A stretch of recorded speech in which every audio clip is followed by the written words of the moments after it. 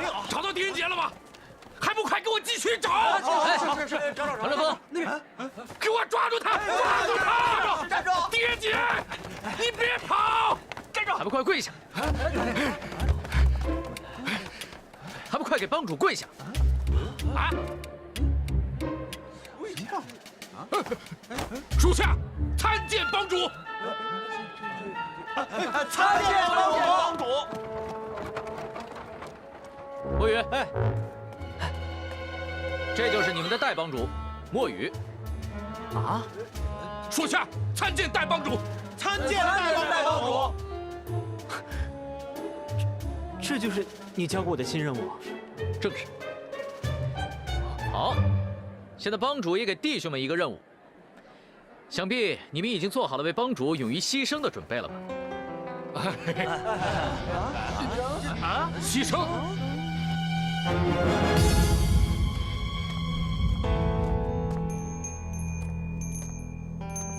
狄大人看起来胸有成竹啊。蒋大人，实不相瞒，仁杰现在满脑子里装满了酒香，其余的什么也没有。那仁杰兄还有1个半时辰进行调查，当午时钟声一响，我便会到仙药炉，亲自将慕容清捉拿归案。那事不宜迟，进殿吧。请。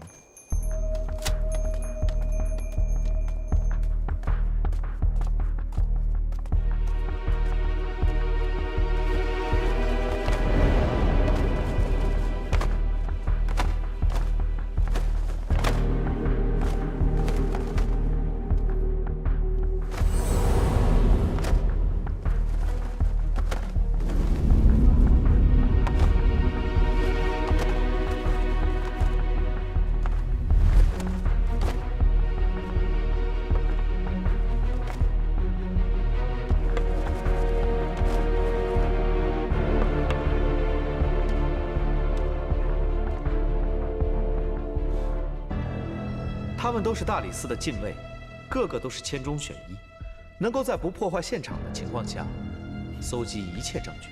难怪蒋大人无案不破，有这样精锐的禁卫队助你查案。请。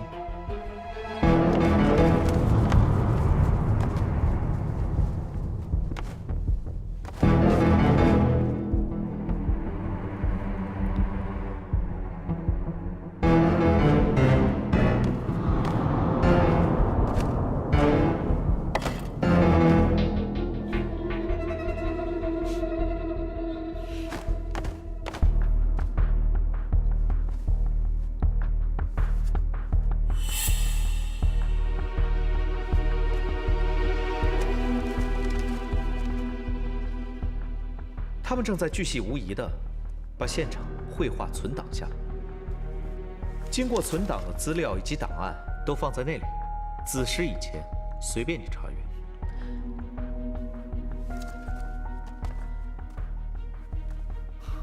这里的证物还真不少，还有这个，这是昨夜在王浩德身上搜到的。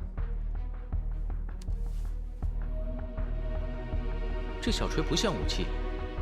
王大哥带在身上干嘛？我也是毫无头绪。狄大人，时间不多了，好好珍惜吧。不会走远了吧？我可以在殿外等你。最好，省得跑来跑去花时间。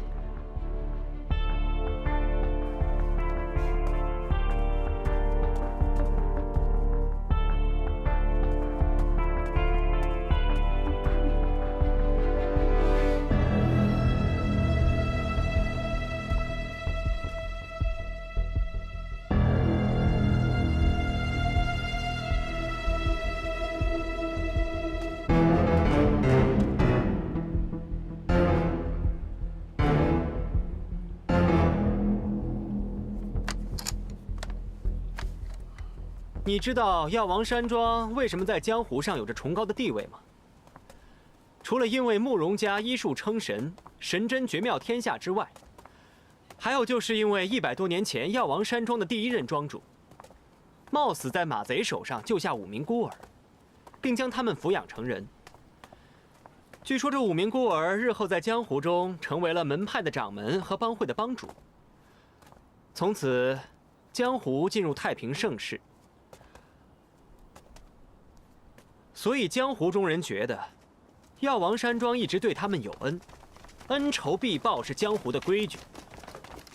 要是今天有人敢对慕容清小姐不利，我怕今天来此的江湖中人都不会袖手旁观。没错。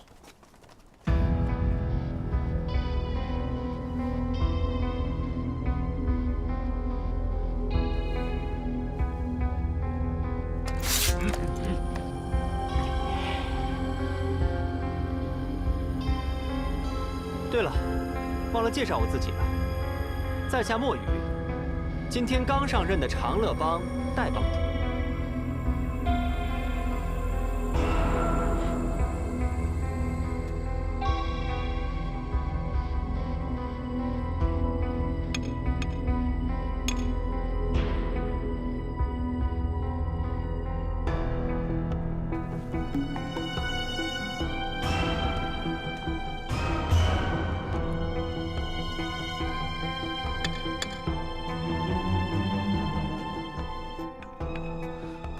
狄仁杰，是你叫墨雨带其他人去保护慕容清的吗？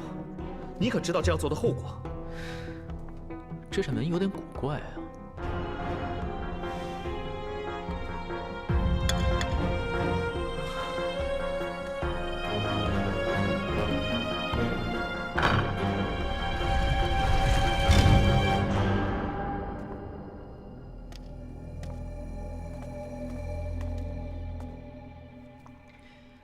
王浩德大哥之所以拿着这个小锤，就是为了寻找这个密门。你看，依这里的灰尘状况来看，这扇门应该很多年没有人打开过了。在这个桌上放着3个圆柱体的物件，现在已经不知所踪。这地上的半个鞋印，也不是王浩德大哥留下来的。依这里的灰尘状况来看，这里面最近藏过人，大有可能是普世殿的连环凶案的凶手。你是说王浩德来到普世殿，是为了与藏在这里的凶手见面？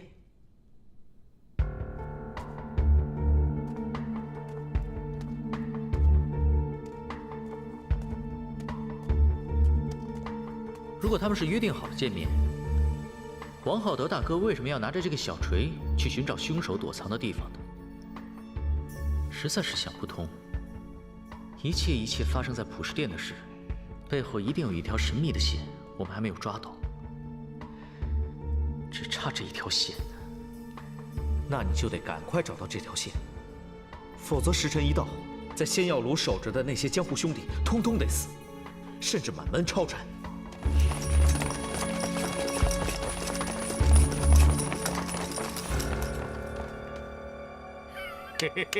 你忍着累不累呀？哎，馋不馋？真是太香了！大口喝！哎，香不香这酒？香，闻一闻我就醉了。你就为了一个连话都不跟你讲的慕容清，要牺牲这么多条性命，值得吗？现在站在仙药炉前的人，都是分布于五湖四海中的江湖人。朝廷如果敢动他们一根毫毛，就是与整个江湖作对。即便是朝廷不出手，江湖也会找朝廷算账。还有，狄仁杰虽然朋友不少，但还真找不出来这么多人。今天站在仙药炉前的人，都不是人杰叫来的，而是来报恩的。药王山庄对江湖有恩，崇高地位至今不变，就是因为江湖中人有仇必报，但也有恩必还。这也许就是朝廷和江湖之间最大的不同之处吧。所以我狄仁杰要保护的，不是慕容清，而是有恩于江湖的药王山庄后人。狄仁杰，你可别忘了，你是官场中人，你现在使用江湖的力量来对抗朝廷啊，这是犯上的大罪。一旦追究起来，不仅功名不保，还会人头落地。若真要追究，恐怕不止追究我一个吧。试想，为了捉拿一个慕容清，竟弄得整个长安大乱，朝野敌对，后患无穷，想必皇上也不愿意见到。怪罪下来，蒋大人和大理寺上下恐怕也会受到牵连吧。狄仁杰，你是恩将仇报，威胁我吗？不是威胁，是想大人再帮我一次。如果没有大人的帮忙，仁杰无法证明慕容清的清白。一是你放弃捉拿慕容清，我定会助你把普世殿的案件查个水落石出；否则，你就跟我一起查，或许有奇迹出现也未定。你就这么肯定，不是慕容清所为吗？一定不是。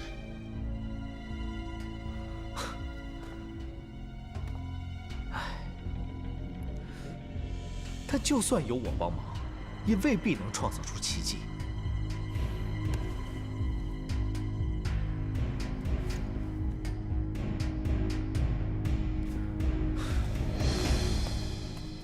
蒋大人，我想静一静，换个环境透一口气，或许对找出证据能有帮助吧。快没有时间了，所有的证据跟物证都在这里，都记在这儿了，只是太乱了，还理不出头绪。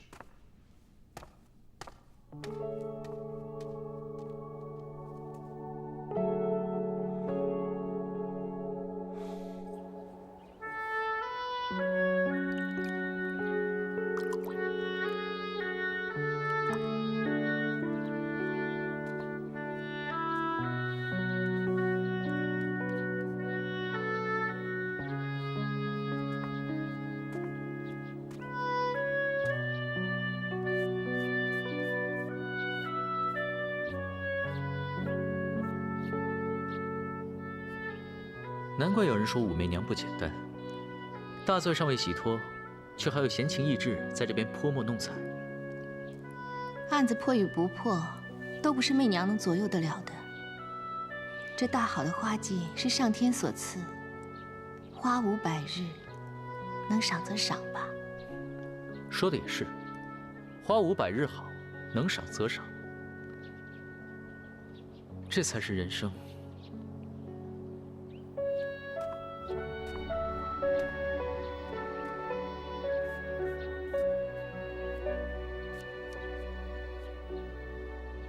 这么复杂的花瓣，被你这巧手一画，似乎很简单。不是媚娘手巧，是媚娘心境罢了。这万事万物都有其规律，唯心境可观。人心不静，利令智昏；民心不静，天下大乱。唉，好一个心境！大人是不是遇到什么难处了？如你所言，难处确实有一个，就是心乱了。如大人不嫌妾身多事，不妨把心中的乱说出来。只怕乱了媚娘作画的雅兴。况且呀，说了也没用。不是怎知无用？既然有缘在遇，不妨一试。那就打扰了。整件事啊，就是从一张喜帖开始的。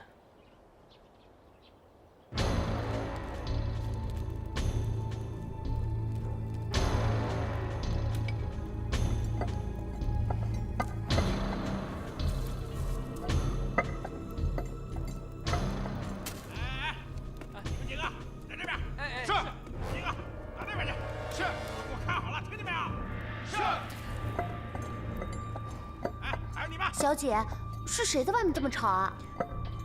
问问不就知道了吗？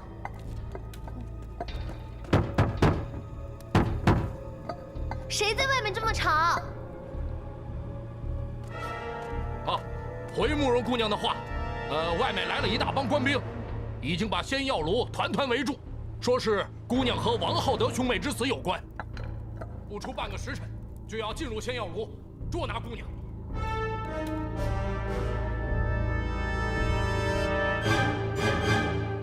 我是常振峰，奉帮主狄仁杰之命，前来保护姑娘的。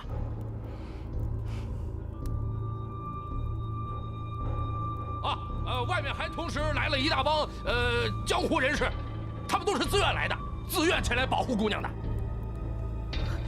小姐，狄仁杰的情我可不领，让他们全部都滚。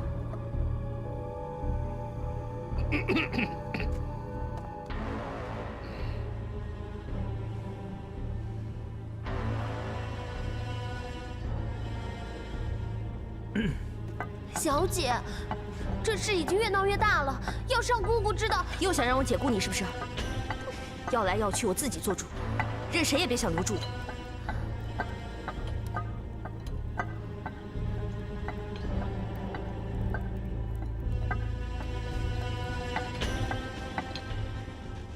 大人，关心则乱呐。我知道，可是还是忍不住。慕容姑娘能有你这位知己良朋，真是幸运。她这要是能懂我就好了。你不知她，又怎知她是否知你？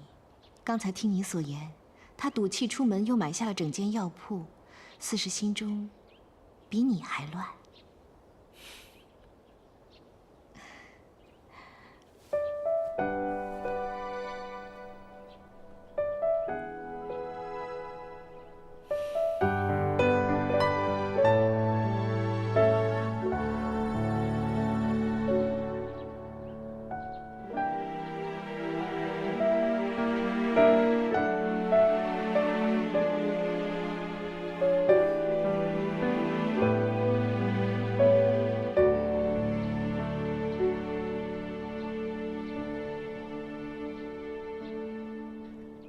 好一个情谊，没想到既能乱心，又可以释怀。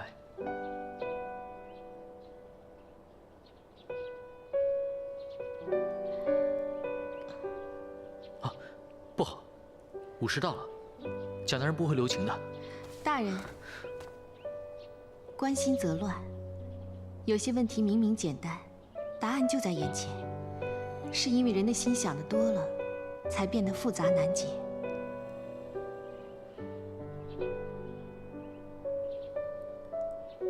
或许真的是我想的太多了。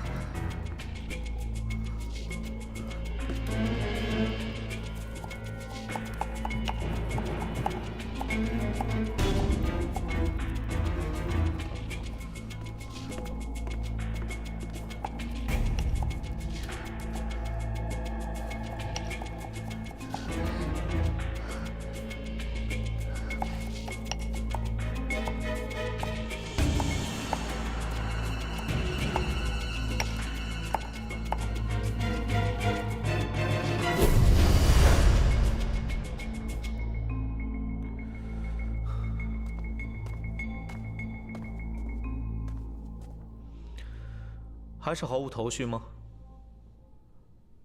狄仁杰，要不你现在跟我去仙药炉，劝慕容清跟我回大理寺，我保证，绝不为难他。我就要去执行任务了，没有时间再犹豫了。你去吧，我还要继续留在这里调查。时辰已到，难道你不管其他人的死活吗？我还是那句话。保护慕容清是他们自愿的，如果你现在带走慕容清，他们定不会答应你。我是官，捕捉嫌犯是我的职责。还有狄仁杰，我很羡慕你，如果有机会，真想跟你大醉一场。可惜，可惜啊！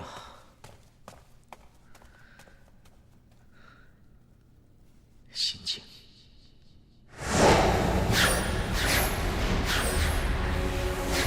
心境，一定要心境。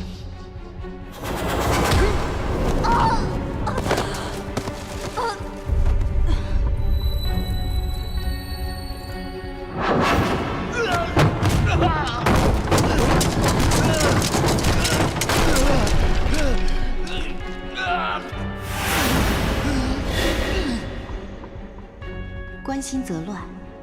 有些问题明明简单，答案就在眼前，是因为人的心想的多了，才变得复杂难解。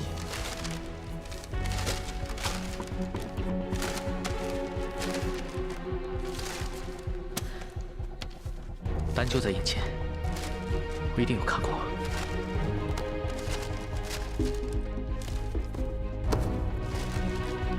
快出来！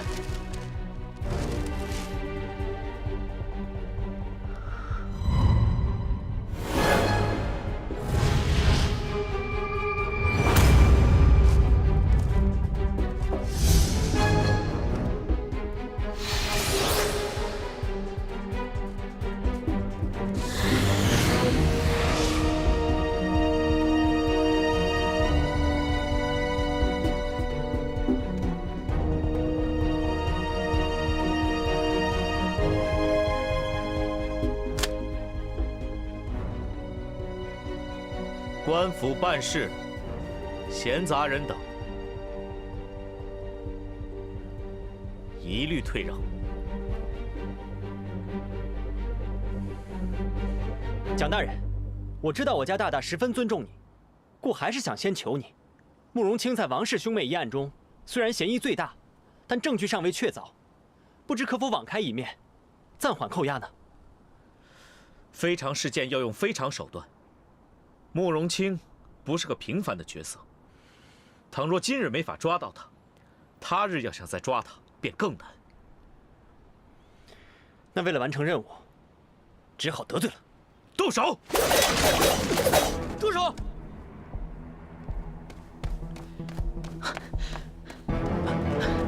大胆！幸好及时赶到，蒋大人，我终于想通了，也找到了。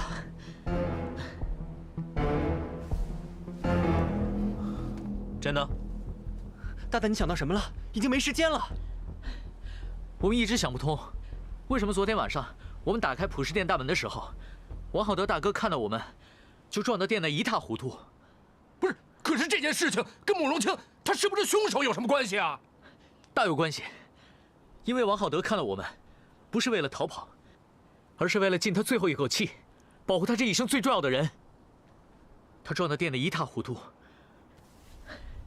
就是为了掩饰这个。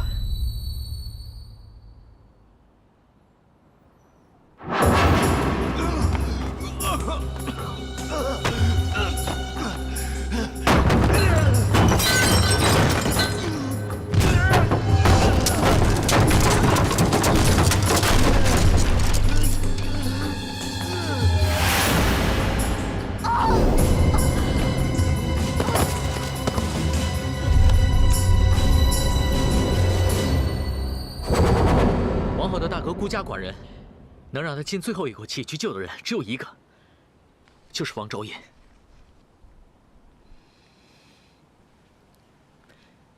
这个耳环，就是王昭彦的。王昭彦并没有死，而且他还在王浩德遇害的时候，同时进入过普世殿。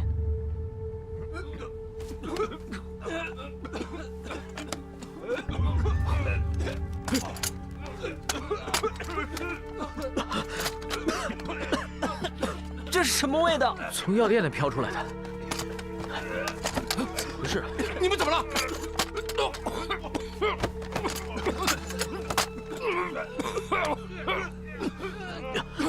怎么回事啊？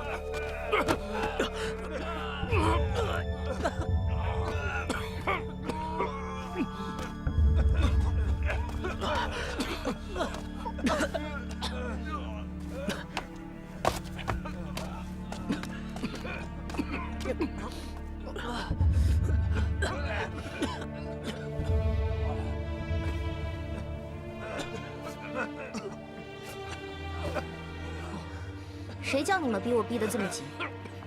要是多给我点时间，我一定能够将捏死我的温柔配置成功。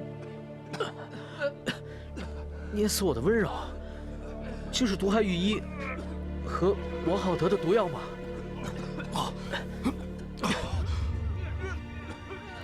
真是抱歉，让大家受苦了。但是为了查清长安城的离奇命案，以及还自己清白，不得不让大家大胆施药，让大家受尽受苦，还请各位原谅。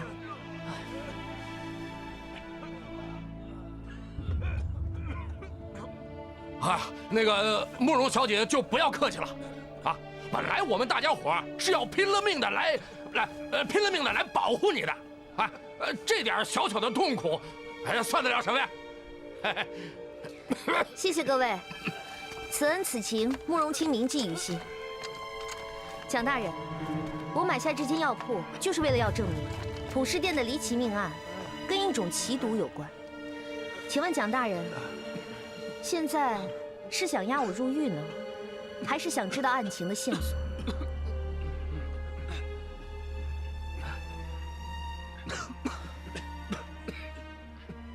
大风，去把朝中的严大人带进感业寺内。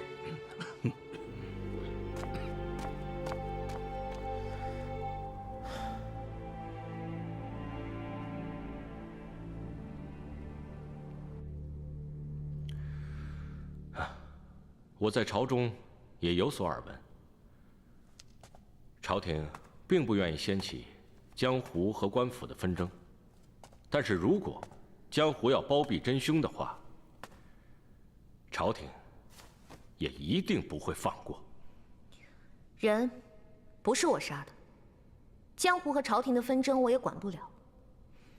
我此次只为药，一种可以使人自杀的毒药。对于慕容清而言，也算是一种挑战。幸好你失败了。哼，那也比有些人光说不做要强。慕容姑娘，我家大大做的可多了呢，要不然刚刚朝廷与江湖的对峙，墨鱼怎么会出现在外面呢？是啊，狄仁杰，刚刚你找到那只耳环呢？证据是你找到的，人自然也要你审。我蒋浩辰是大理寺的少卿，不再当你的传话筒了。蒋大人，有些人的问题，我未必会答，也未必愿意答。那浩辰只有不顾一切把你带回大理寺。慕容姑娘，人家相信你不是凶手，你未必会答的，叫人杰来猜；你未必愿答的问题，可以不回答。你只要回答你可以和你愿意回答的问题就是了。好，让我们现在重新梳理一下这件事。这个耳环是我在这普世殿找到的，是王昭燕婚礼时佩戴的。她跌出喜轿的那一刻，人杰看得清清楚楚，想必也躲不过蒋少卿的一双慧眼。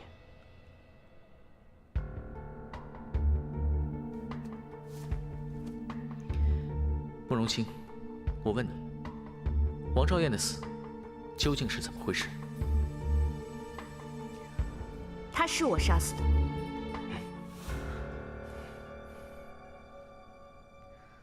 但也可以说是我救了他。1个月前，王昭燕来药王山庄找我。恭喜你啊，昭燕，天威堂是个好地方。我还听说裘一帆是个很英俊的人呢。哎，你这……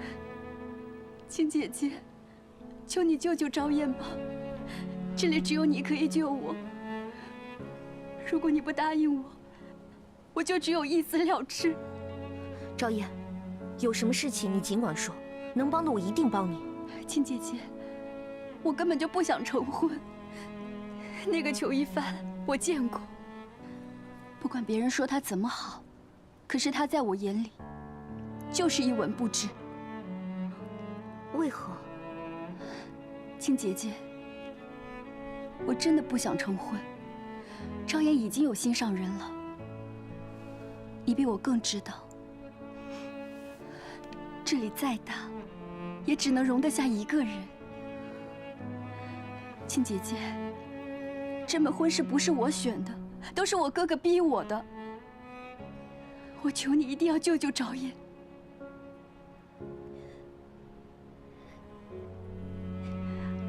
你让我如何帮你？我只要你让我死。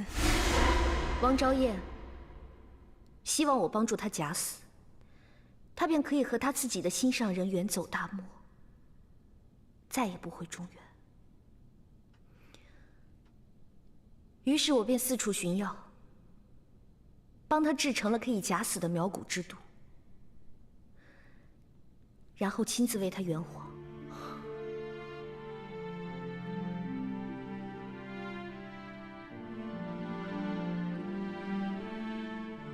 我很羡慕他。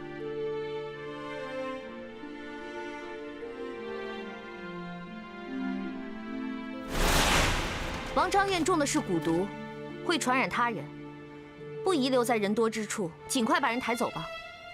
慕容宝，是。把王昭燕小姐的尸体小心移到后园无人之处，千万不要揭开布幔，10丈之内，生人勿近。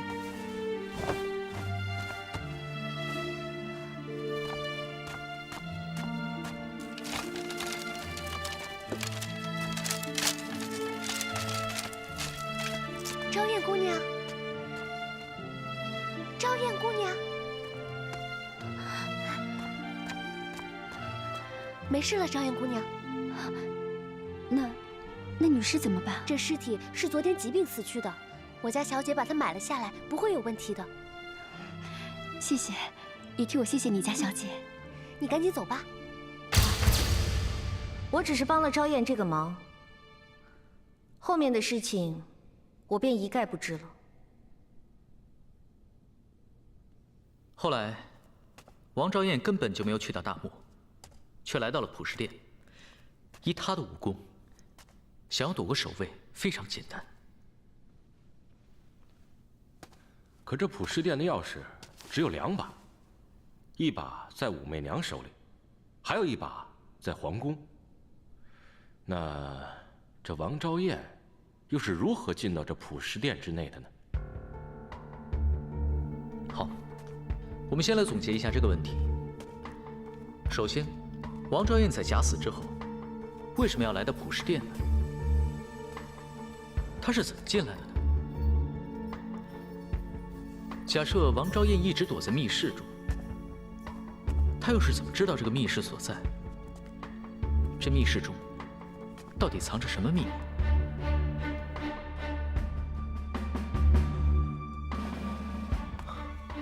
还有，王浩德为什么来这里寻找王昭燕？王昭燕是否又真的杀害了王浩德？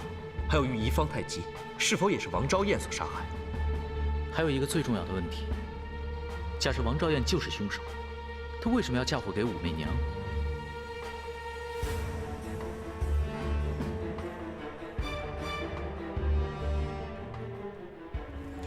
你们进入普氏殿时，可曾见过王昭燕？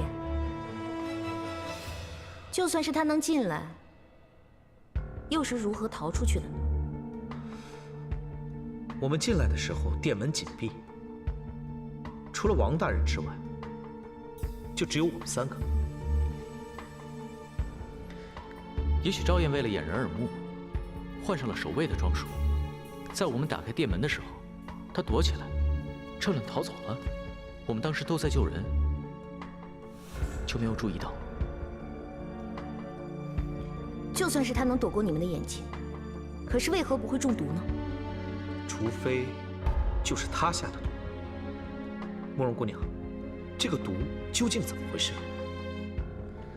我刚才说过了，这毒的名字叫捏死我的温柔，是世间至奇之毒。捏死我的温柔，我怎么学医这么多年，从来都没有听说过？只能怪你学艺不精，心中只有功名。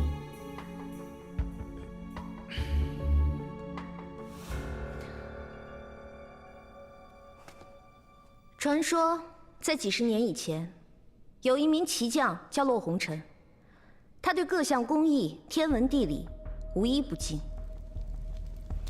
所谓匠心独运这4个字，再配他不过了。骆红尘一生最伟大的成就，便是红尘6绝。没有人真的知道这6件作品是什么，随着他的死去，六绝便随之消失，同时消失的还有他的后人。但我曾听姑姑说过，六绝之一便是天下至奇之毒，捏死我的温柔。严格说来，捏死我的温柔只是由2种普通药物混成，一种令人喉头生出火烧之感，另一种令人双手肌肉突然收缩，任何一种都不能致命。且所用之药材，就是普通药店都能买到，所以，我才能即刻炼药。但，却不能像洛红尘那样，化腐朽为神奇，把用药分量和药发的时间掌握得出神入化。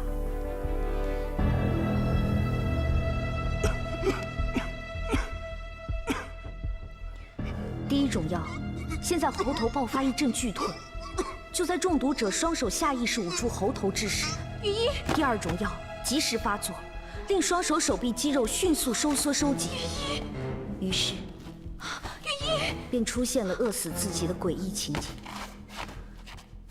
但最恐怖的是，捏死我的温柔是以一种特殊方式提炼的药物结晶，遇风即化成无形，且随风流动。中毒者不出半炷香的时间便会毒发，而小小的一点进入风中，便足以让数10人中毒。所以它一直存放在竹筒之中，并以桐油浸泡，阻止与空气接触。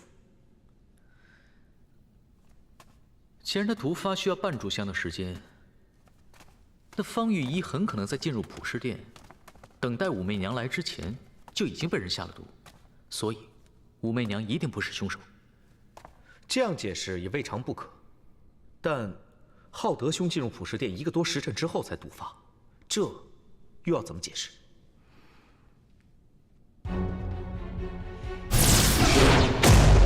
墨玉，这地上的污迹是什么？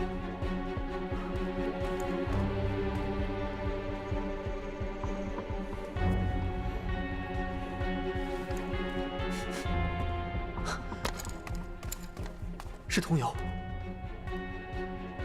如果是这样，那一定有人在大殿内放毒。会是王昭燕吗？这有可能。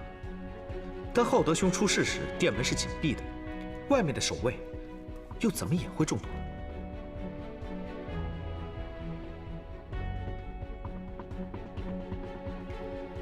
此刻也是大门紧闭，大家有没有感觉到气闷？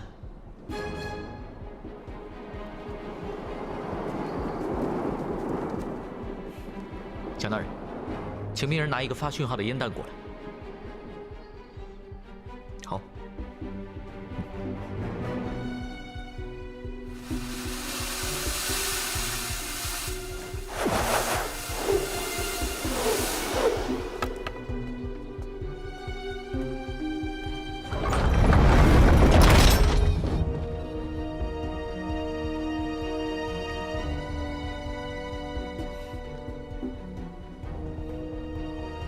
大家注意看看四周，有没有红烟冒出？这里有红烟。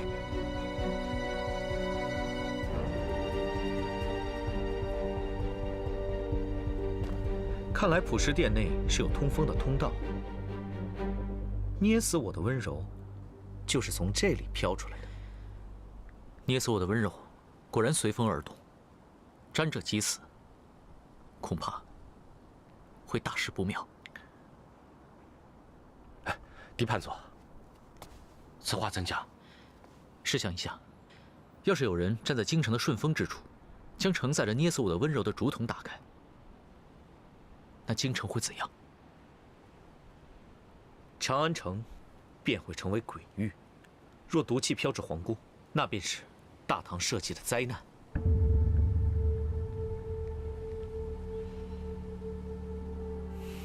大风，立刻赶回大理寺，通缉王昭彦。他身上极有可能携带剧毒毒药，若他敢反抗，立刻格杀。蒋大人，毒药可能不在王昭彦的身上，而且此案尚有诸多谜题未解。如果杀死了王昭彦，恐怕会让一切线索中断。